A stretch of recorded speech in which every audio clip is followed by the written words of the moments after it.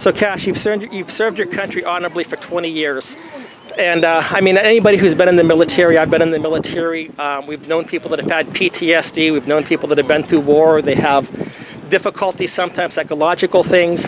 From what I hear you saying then, it almost sounds like that could be used against them if a divorce occurs. And we know that veterans have such a difficult time sometimes reuniting with their family. Do you have any further comments on that? Or? Yeah, absolutely I do.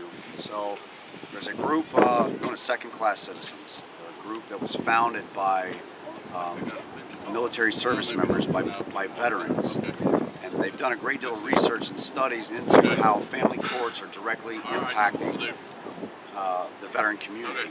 And there's a survey out that I read, and it's a survey that I think really demonstrates and highlights just how prolific and destructive this is to families. And this is just a snapshot of homeless veterans. So 2008 to 2010, the Office of Child Support Enforcement conducted a survey. It was a 3-year survey, and they assessed 14,000 homeless veterans. Again, a very small fraction of how many there actually are.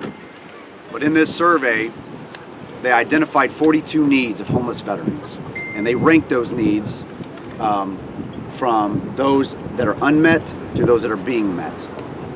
And these homeless veterans, their top unmet needs, they all sustain and came from how this system treats us as citizens inside the courtroom, where they isolate you from your children, they alienate you, they utilize your military service against you, whether or not you've even seen combat or whether or not you've even been diagnosed with any type of, if you want to call it a disorder. Post-traumatic stress isn't a disorder, it's something that occurs to you.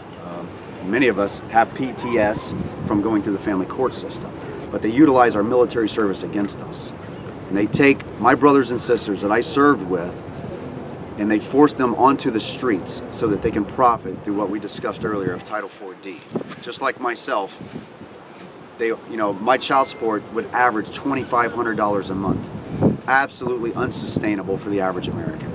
Absolutely unsustainable. We're talking a $400,000 mortgage that I'm having to pay in child support and trying to provide for myself. Wow.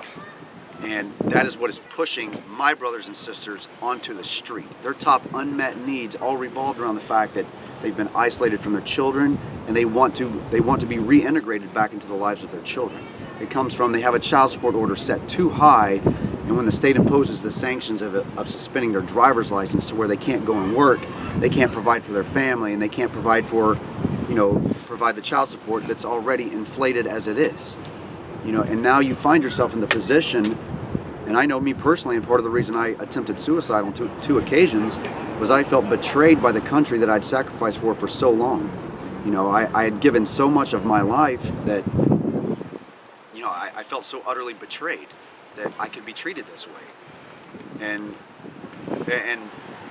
it's so difficult to describe, and many of you guys know exactly what I'm talking about, what that feels like, just as a human being, on how you've been treated, just as a human being. And to then combine that with the sacrifices you've made as a service member, whether you've watched friends die in combat, you've had your own personal body traumatized, your brain traumatized. I'm standing right here, right now, in the presence of combat wounded veterans who have been decimated by this system, and left near homelessness. And many men that I've met and women have been put onto the streets from this system. And I just can't tolerate that. I can't tolerate it. So in spite of all of the hoorah, hoorah, we love our vets, really what you're almost saying is that they're being treated as poorly as they were back when they came from Vietnam. I'm not almost saying, I am saying it, if not worse.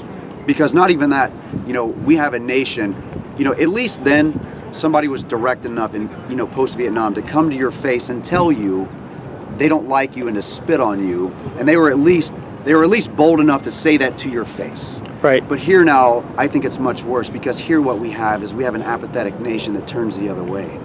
They don't want to see the suffering. They don't want to acknowledge what's happening to their fellow man. That's much easier, and to me that is far worse. I would rather somebody look me in the eye and tell me they didn't like me for whatever personal reason that they may have. But for you to turn your cheek to somebody who's suffering, to me that is a far greater crime.